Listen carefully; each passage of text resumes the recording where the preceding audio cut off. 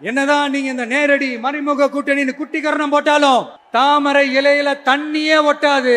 தமிழக மக்கள் மட்டும் எப்படி ஒட்டுவாங்க?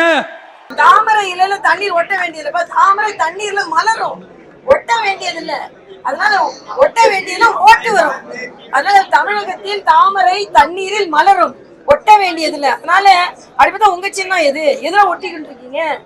இப்படி நிச்சயமற்ற தன்மை வைத்துக் கொண்டு பேசிக் கொண்டிருக்கிறீர்கள். ஆனாலும் தம்பி விஜய் அவர்கள் இன்னும் அரசியல் தலைவராக மாற வேண்டும் என்று எனது வார்த்தைகளை தெரிவித்தார். அதுவும் இன்னைக்கு அவரோட பேச்சுல ஒரு முதிர்ச்சியற்ற தன்மையை நான் பாக்குறேன். ஏன்னா அவர் கொள்கை எதிரி பாஜகன்னு சொல்றாரு, அப்பனா அவரோட கொள்கை எதுன்னு சொல்லல.